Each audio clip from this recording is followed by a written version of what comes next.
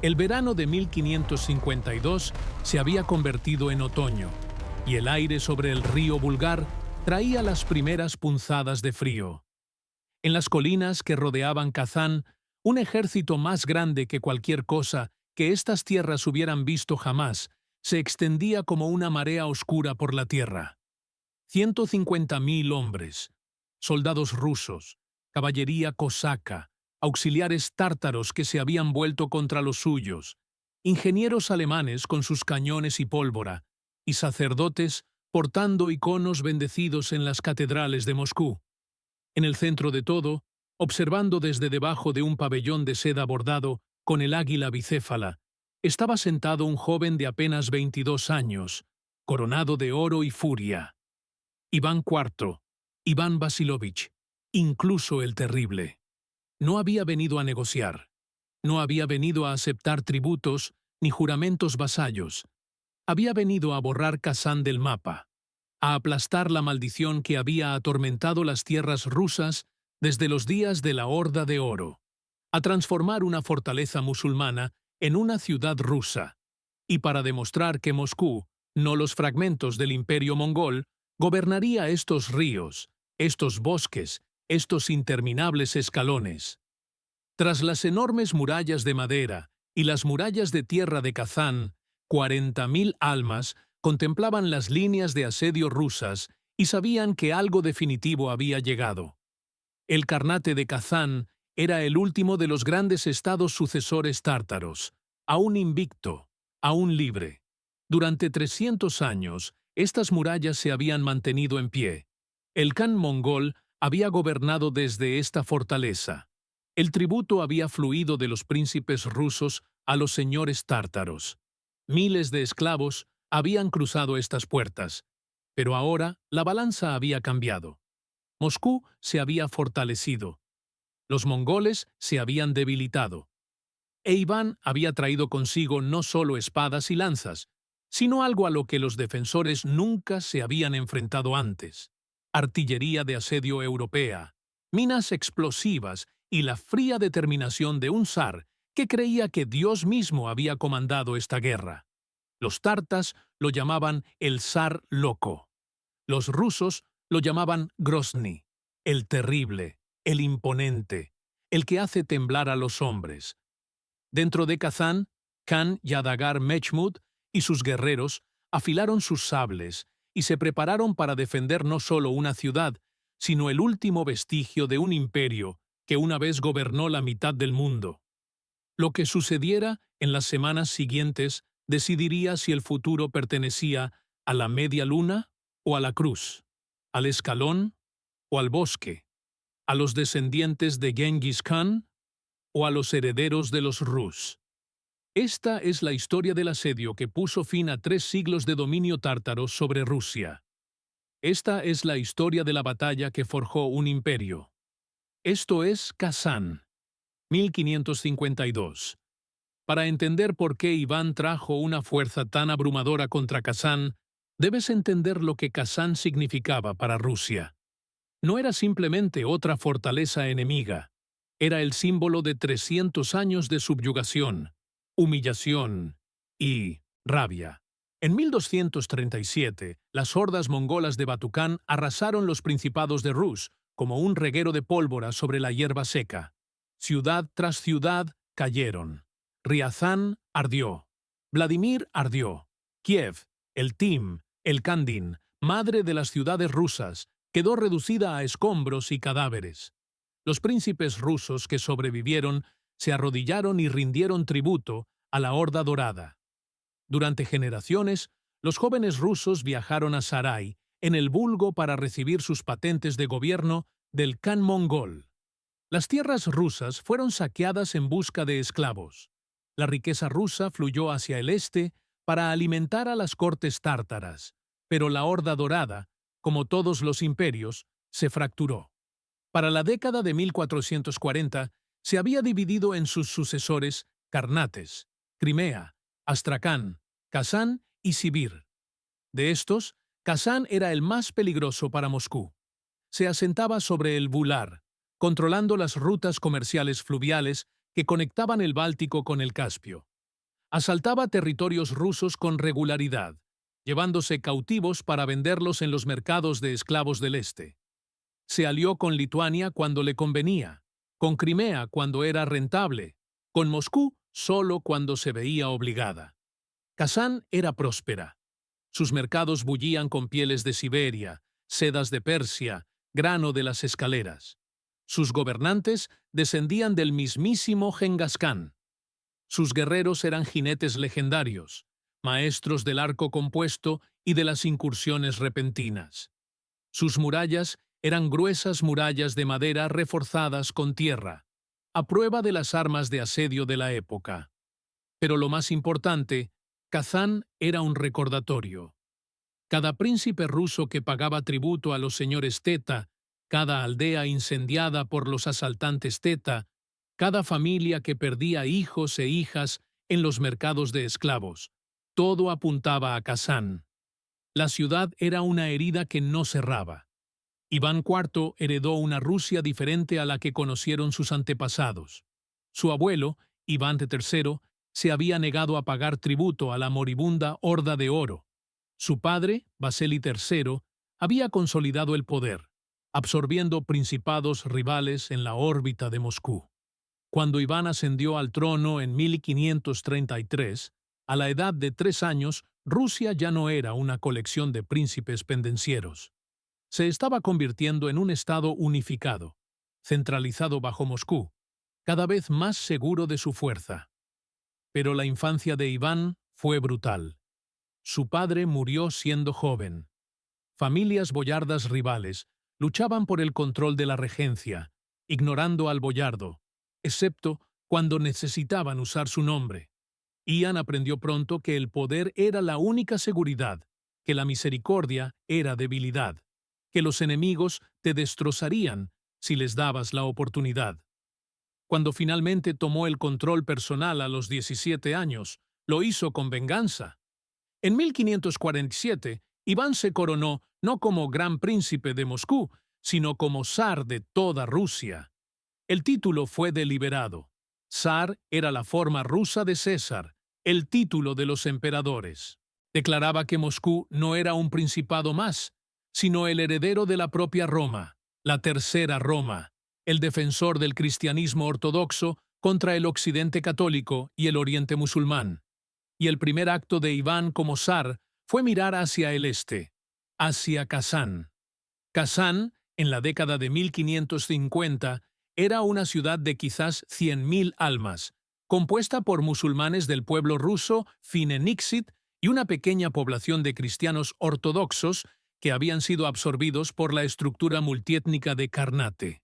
La ciudad se asentaba en un terreno elevado sobre el río Kazanka, donde se encontraba con el Volga, fortificada naturalmente por empinadas laderas y agua en 3 de sus lados.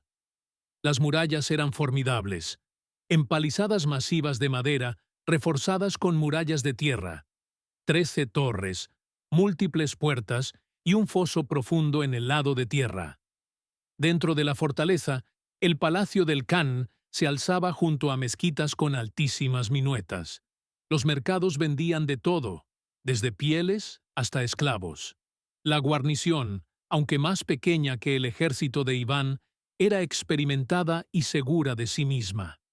Habían defendido estas murallas antes y las defenderían de nuevo. Pero Kazán tenía un problema. Estaba sola. El Karnate de Crimea, que podría haber ayudado, estaba demasiado lejos y enredado en sus propios conflictos con los otomanos y Polonia. Astracán era débil. La horda Nogai estaba dividida, y muchos de los nobles tártaros que podrían haberse unido en defensa de Kazán ya habían hecho las paces con Moscú, sirviendo en el ejército de Iván como caballería auxiliar. Khan Yadagar Mechmud, quien gobernaba Kazán, era joven e inexperto. Había sido colocado en el trono con la aprobación de Moscú, un títere destinado a mantener la sumisión del Carnado. Pero cuando intentó afirmar la independencia, extendiendo la mano a Crimea y comenzando a asaltar tierras rusas de nuevo, la paciencia de Iván se agotó. El zar vendría en persona. traería un ejército sin precedentes en la historia rusa. Y traería algo más: ingenieros militares europeos que sabían cómo derribar fortalezas que habían permanecido en pie durante siglos. En la primavera de 1552, Iván tomó una decisión. Reunió a sus ejércitos de toda Rusia, caballería boyarda, hombres y pieles portando lanzas y sables, mosqueteros streltsí, la nueva infantería rusa armada con arcabuces y hachas, y caballería ligera cosac desde la escalinata sur, auxiliares de Teta que se habían aliado con Moscú, ingenieros alemanes e italianos reclutados para traer lo último en tecnología de guerra de asedio. Y cañones, montones de cañones. Se ensamblaron 150 cañones, desde enormes bombardas que disparaban balas de piedra de cientos de kilos, hasta piezas de campaña más ligeras que podían transportarse con el ejército. Pólvora a toneladas, balas de cañón, metralla, proyectiles incendiarios, madera para torres de asedio, herramientas para excavar minas, suministros para un asedio que podría durar meses. Esto no era una incursión, esto no era una expedición punitiva, esto era una guerra total. Iván envió un mensaje a Kazán: ríndanse y conviértanse a la ortodoxia o serán destruidos. Yadagar se negó. La decisión estaba tomada. El ejército marchó. En junio de 1552, las huestes rusas comenzaron su movimiento hacia el este, convergiendo hacia el Volga desde múltiples direcciones. Iván viajó con ellos, acompañado de su corte, sus sacerdotes y sus iconos. Trajo el icono milagroso de Nuestra Señora de Vladimir, la reliquia más sagrada de Rusia. Trajo la bendición del metropolitano Makari, cabeza de la Iglesia rusa. Esto no era solo una campaña militar, era una cruzada. Para agosto, el ejército había llegado a las afueras de Kazán. Las líneas de asedio comenzaron a formarse. Los ingenieros inspeccionaron las murallas. El zar erigió su pabellón de mando en una colina que dominaba la ciudad, desde donde podía observar la destrucción que estaba a punto de desatar. Dentro de Kazán, los defensores observaban el campamento ruso que se extendía por el paisaje como una plaga. Los bosques de tiendas y estandartes, los cañones de asedio que se colocaban en posición, el río Volga ahora controlado por barcos rusos, cortando la huida y el reabastecimiento. Sabían lo que se avecinaba. Se prepararon para luchar. El ejército ruso no asaltó las murallas de inmediato. Los ingenieros alemanes de Iván, hombres que habían aprendido su oficio en las guerras religiosas que azotaban Europa, comprendieron que atacar las fortificaciones medievales era un suicidio. En cambio, prepararon el terreno metódicamente. Primero, se excavaron las líneas de asedio, trincheras y empalizadas en un vasto anillo alrededor de Kazán, aislando la ciudad del mundo exterior. Se construyeron emplazamientos de artillería en puntos clave, como plataformas que permitieran a los cañones pesados disparar contra las murallas sin hundirse en el barro. Se erigieron torres de observación, ofreciendo a los oficiales rusos una visión clara de la ciudad. Segundo, las trincheras de aproximación, que avanzaban en zigzag desde las principales líneas de asedio hacia las murallas. Estas trincheras permitían a las tropas y zapadores avanzar de forma encubierta, protegidos de las flechas y el fuego de mosquete de los defensores. Día a día, metro a metro, los rusos cavaban más cerca. Tercero, las posiciones de bombardeo. Los cañones más grandes se colocaron a mano. Yuntas de bueyes y cientos de hombres arrastraron los enormes tubos de bronce y hierro.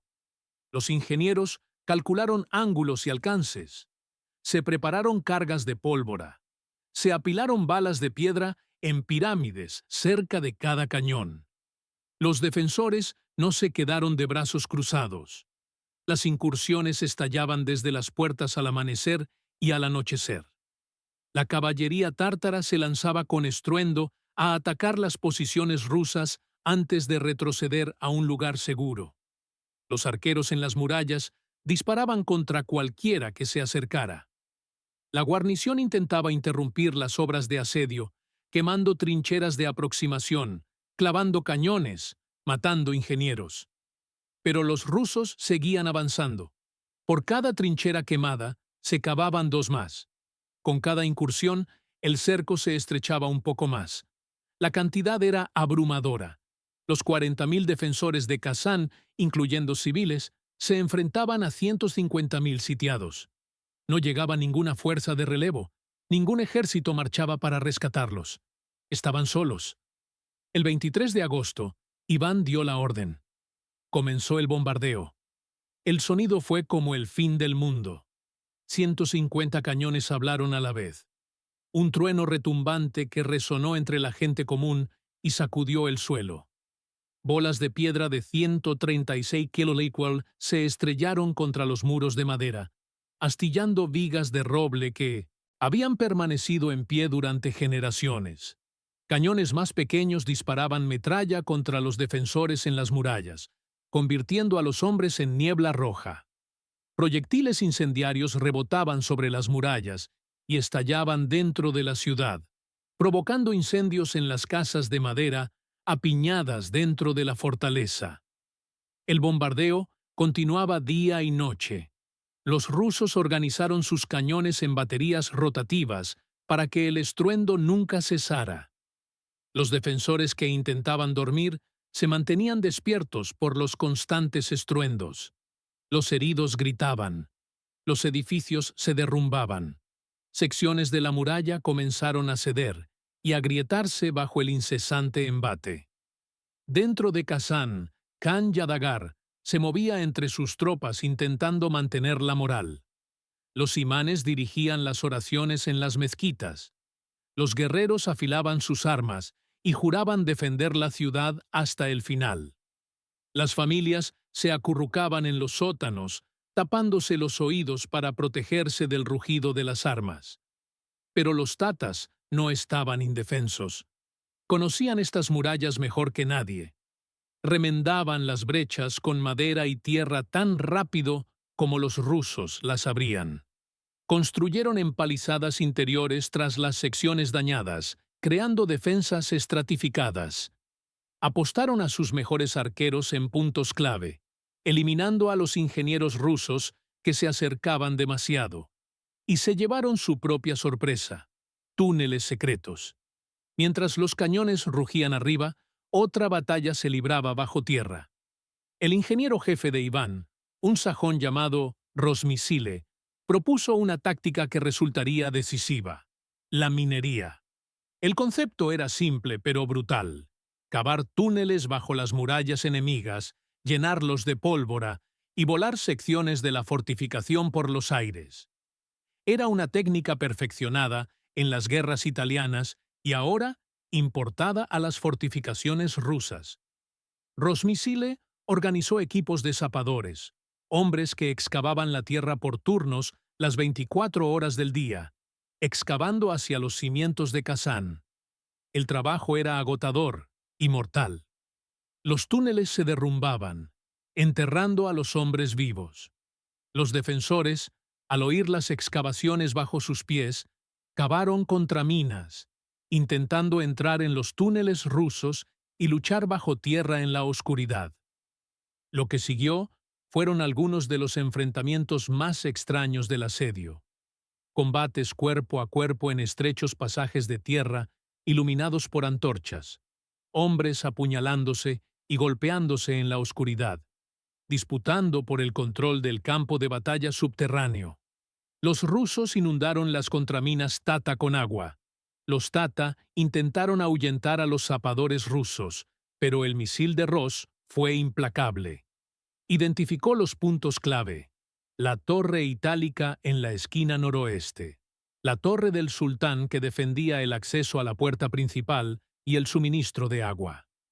Kazán obtenía su agua de manantiales subterráneos a los que se accedía a través de túneles que discurrían bajo la fortaleza. Si estos lograban ser destruidos, los defensores se verían obligados a depender de pozos dentro de la ciudad. pozos que podrían contaminarse o secarse bajo la demanda de 40.000 bocas. A principios de septiembre, la mina principal de Rosil, bajo el suministro de agua, estaba terminada. Se introdujeron barriles de pólvora en la recámara. Se colocaron las mechas. Iván dio la orden. La explosión atravesó la tierra como el puño de Dios. Una sección de terreno al norte de la muralla de la ciudad estalló en una fuente de tierra, madera y piedra.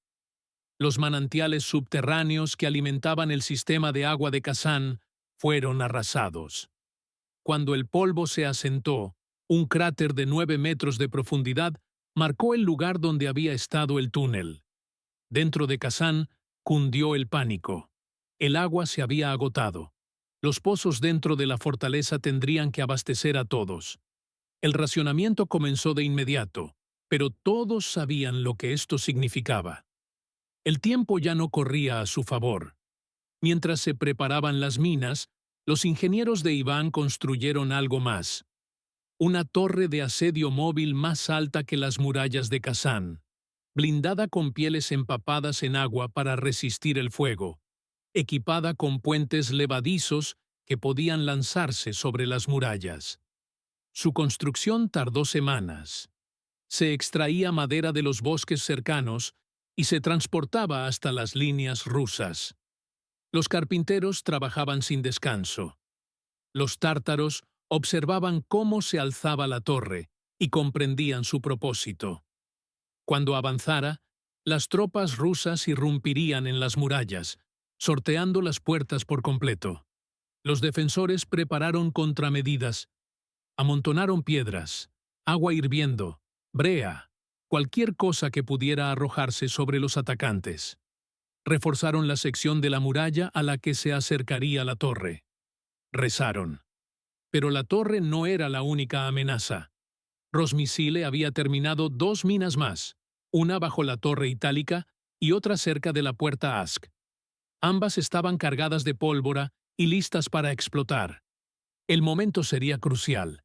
Detonar las minas, enviar la torre hacia adelante y lanzar un asalto general desde múltiples direcciones mientras los defensores se tambaleaban. Iván fijó la fecha. 2 de octubre de 1552. El amanecer amaneció frío y gris. Una fina niebla se cernía sobre el Volga, flotando a través de las líneas de asedio rusas como el aliento de fantasmas. 150.000 hombres se agitaban en sus campamentos, comiendo raciones frías, revisando armas, susurrando oraciones. El asalto se avecinaba. Todos lo sabían. Dentro de Kazán, los defensores apenas habían dormido. El bombardeo se había intensificado en los últimos días, sin darles descanso. Yadagar recorrió la ciudad, hablando con sus comandantes, con los imanes y con los guerreros comunes en las murallas. Les dijo que hoy sería la prueba, que si resistían, los rusos podrían rendirse y retirarse antes del invierno, que Dios protegería a los fieles. No les dijo que casi no quedaba agua, que los pozos estaban casi secos, que las enfermedades se propagaban por las calles estrechas y sucias, que miles ya habían muerto a causa de la artillería rusa y que cada día morían más. Al amanecer, los cañones rusos abrieron fuego de nuevo, pero esta vez el fuego se concentró en secciones específicas. La torre itálica, la puerta de Ask, el tramo de muralla frente a la torre de asedio. El bombardeo fue tan intenso que los defensores ni siquiera pudieron asomarse a las murallas. La madera se astilló, la tierra tembló, el aire se llenó de humo y polvo. Entonces, a las 10 de la mañana, detonaron las minas. La explosión bajo la torre itálica fue apocalíptica. El suelo se elevó como si la tierra misma vomitara piedra y fuego. La torre se desintegró en un instante junto con 30 metros de muralla a cada lado. Una nube de polvo y humo se elevó hacia el cielo, visible a kilómetros de distancia. La onda expansiva destruyó los edificios dentro de la fortaleza. Mató a cientos y dejó un cráter donde momentos antes había tierra firme. Antes de que los defensores pudieran recuperarse, la segunda mina bajo la puerta de los asnos detonó. Otra torre se desvaneció entre fuego y truenos. Otra sección de la muralla se derrumbó en escombros. El ruido fue tan inmenso que los hombres de ambos bandos quedaron ensordecidos, con los oídos zumbando y las mentes aturdidas por la violencia. Y entonces la torre de asedio comenzó a avanzar. Tirada por bueyes y empujada por cientos de hombres, la enorme estructura de madera crujió hacia las murallas. Sus costados blindados estaban repletos de soldados rusos, listos para cruzar al asalto en cuanto cayera el puente levadizo. Los arqueros, en los niveles superiores de la torre, dispararon contra los defensores tártaros, luchando por responder. Detrás de la torre se formaron columnas de asalto. Miles de mosqueteros stelzi, jóvenes jinetes a pie, blandiendo hachas y espadas, sacerdotes sosteniendo iconos y entonando oraciones. El propio Iván avanzó hasta una posición desde la que podía observar el asalto.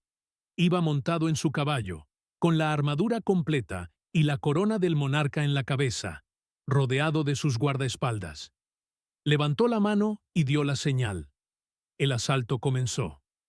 Las primeras tropas rusas en llegar al cráter, donde se alzaba la torre Atalik, se encontraron no con terreno abierto, sino con una resistencia desesperada. Los tártaros se habían recuperado del impacto de la explosión más rápido de lo esperado. Los guerreros se abalanzaron sobre la brecha, formando un muro humano de acero y furia. Los arqueros en las secciones intactas de la muralla dispararon contra las columnas rusas. La lucha se convirtió en una brutal melee al borde del cráter. Hombres resbalando en la tierra suelta, apuñalando y atacando, muriendo a montones. Los rusos eran numerosos, pero los tártaros estaban desesperados. Durante 30 minutos, la brecha se mantuvo. Los oficiales rusos gritaban órdenes intentando organizar a sus hombres.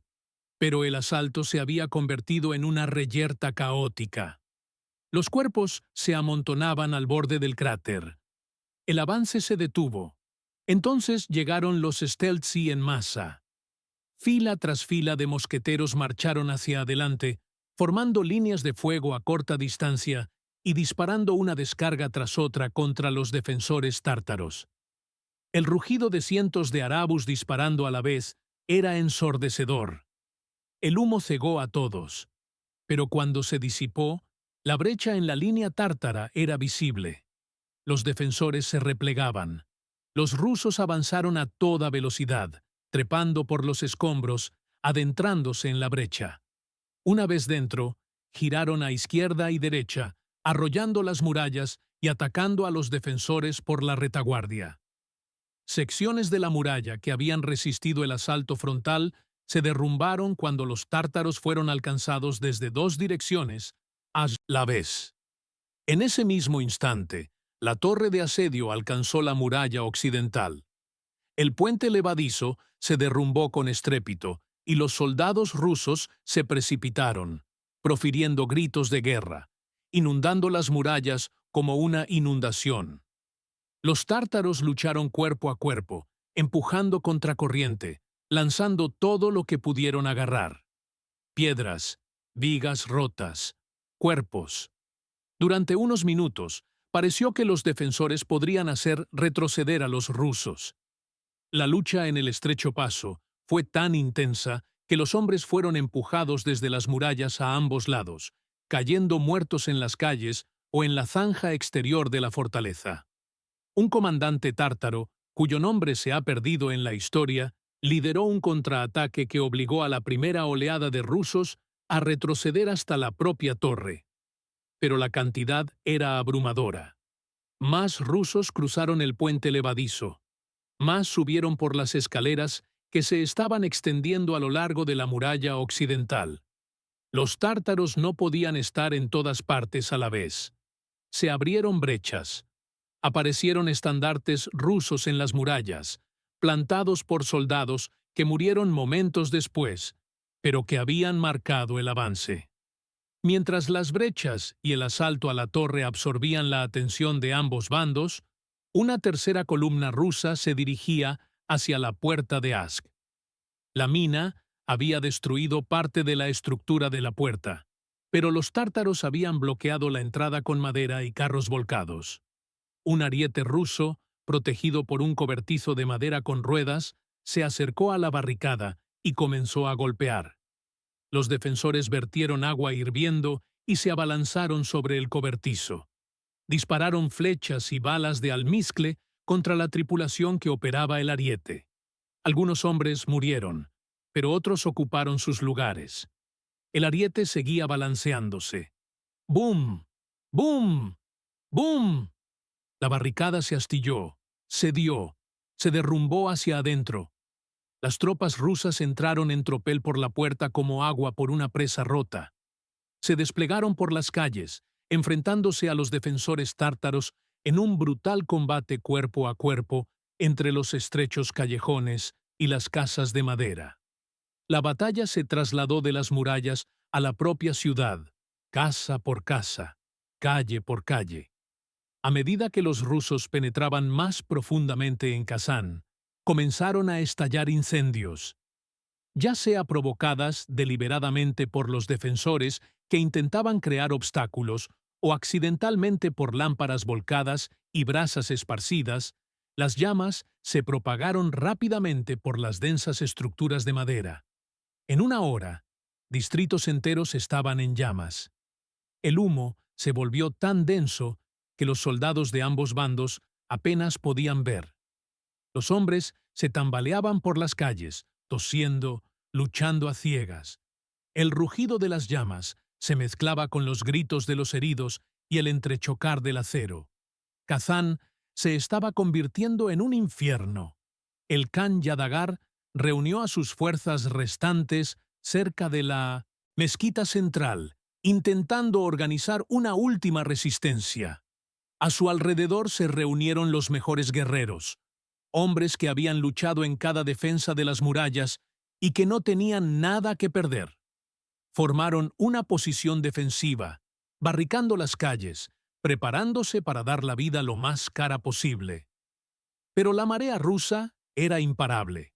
Desde 3 direcciones, a través de las brechas, sobre las murallas, a través de la puerta, el ejército de Iván irrumpió en Kazán. Los esteltzíes avanzaron en filas disciplinadas, disparando y recargando, despejando edificios con hachas y fuego. La caballería boyarda, ahora luchando a pie, derribó las barricadas. Los tártaros arrasaron los callejones, matando a cualquiera que se resistiera. A media tarde, la defensa organizada se había derrumbado. Pequeños grupos de tatas seguían luchando, atrincherándose en torres y edificios fortificados, haciéndoles pagar a los rusos cada paso. Pero el resultado ya no estaba en duda. Khan Yadagar, al ver que la ciudad estaba perdida, tomó una decisión. En lugar de morir en una última resistencia suicida, se rindió. Sus oficiales lo llevaron ante los rusos bajo una bandera blanca, con la esperanza de preservar algo, salvar vidas, negociar términos. No habría términos. Iván ordenó que la matanza continuara. Los soldados rusos recorrieron la ciudad sistemáticamente, matando a combatientes y no combatientes por igual. Algunos tártaros se salvaron y fueron tomados como esclavos. Otros fueron arrastrados hasta las murallas y arrojados desde ellas.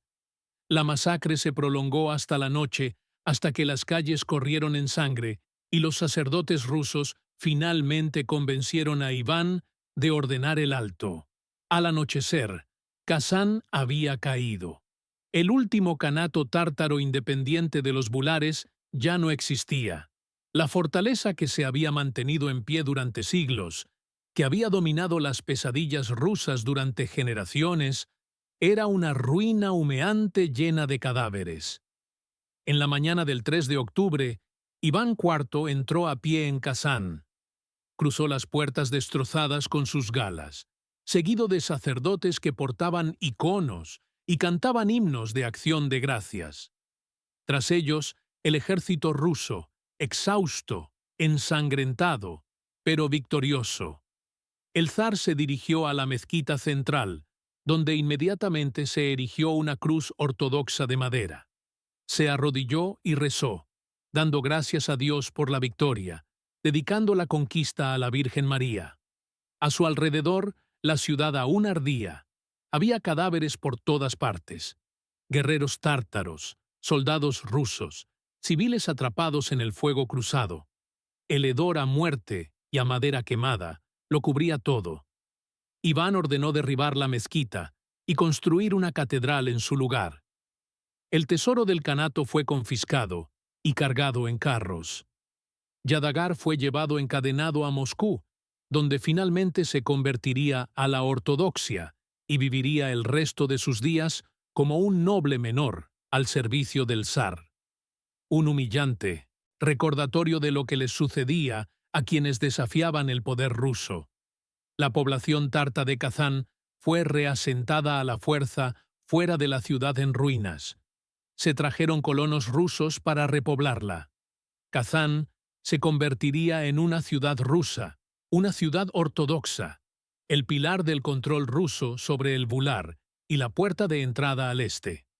El asedio de Kazán duró casi 2 meses. El asalto final duró menos de un día, pero el coste fue abrumador para ambos bandos. Las bajas rusas son difíciles de estimar, pero probablemente se contaron por decenas de miles si se consideran las bajas en combate, las enfermedades y las brutales condiciones de un asedio prolongado. Tan solo el bombardeo de artillería consumió cantidades inimaginables de pólvora y perdigones.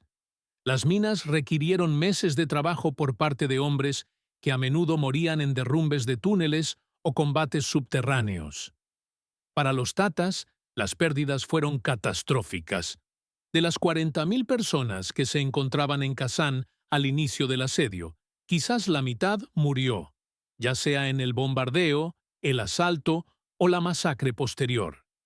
El propio Karnate dejó de existir. Sus territorios fueron absorbidos por el creciente imperio ruso. Su gente fue dispersada, esclavizada o convertida a la fuerza. Pero las consecuencias estratégicas fueron aún más profundas. Con la conquista de Kazán, Iván dirigió su atención hacia el sur. Astracán, el último Karnate tártaro restante en el río Bular, estaba aislado y vulnerable. En 2 años, también caería ante los ejércitos rusos.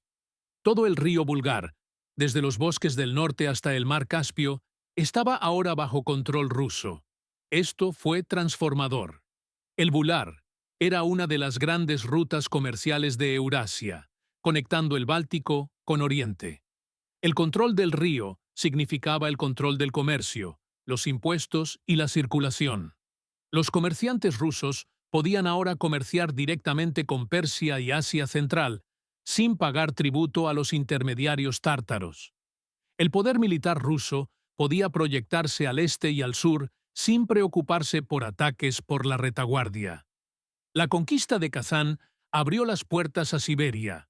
En cuestión de décadas, exploradores rusos y aventureros cosacos cruzarían los continentes e iniciarían la expansión que llevaría al Imperio ruso hasta el Océano Pacífico.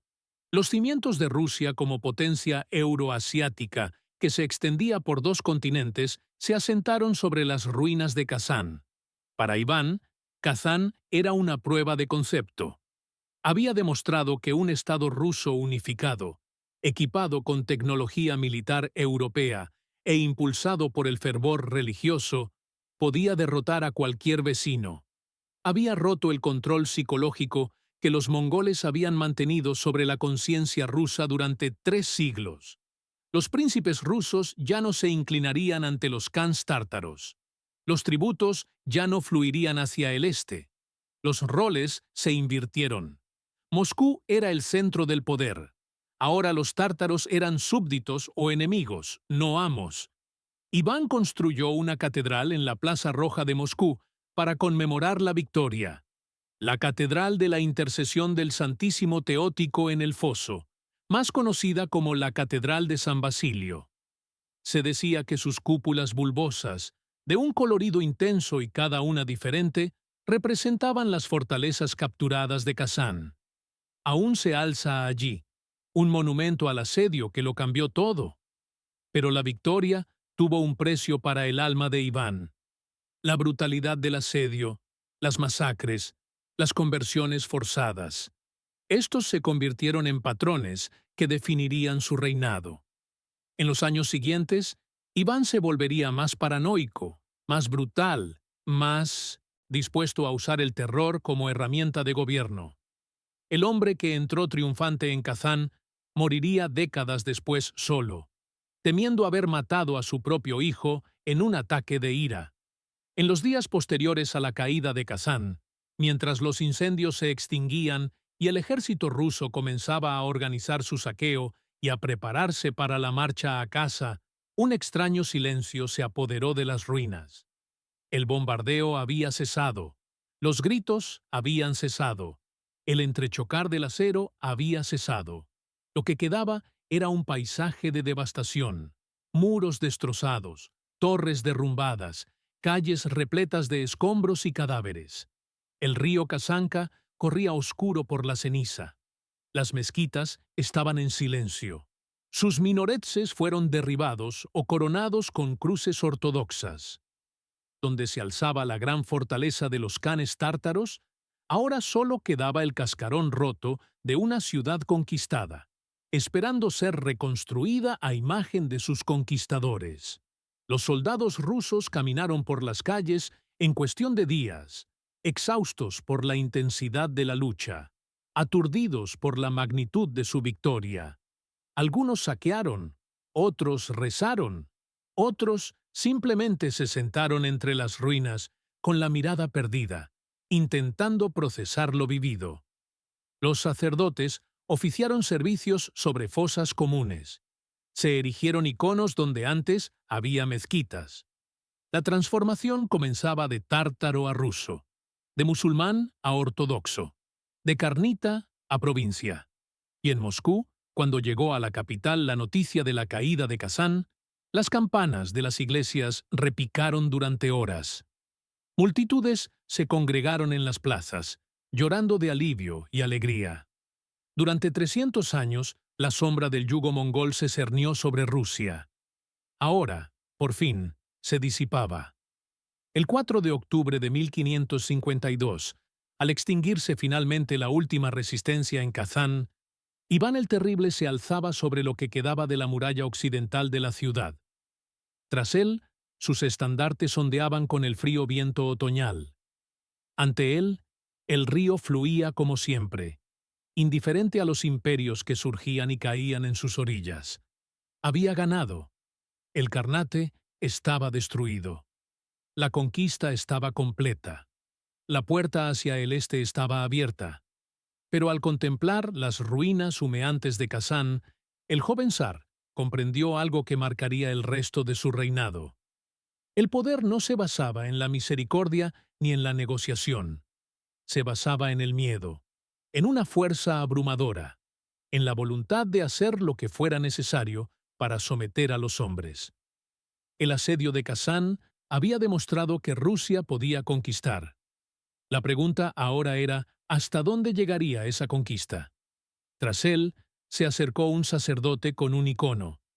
El zar se arrodilló y se santiguó. A su alrededor, el ejército esperaba en silencio. La batalla había terminado. Las murallas habían caído. El Carnado fue borrado del mapa. Pero el eco de lo ocurrido aquí perduraría a través de los siglos, forjando el destino de naciones aún no nacidas.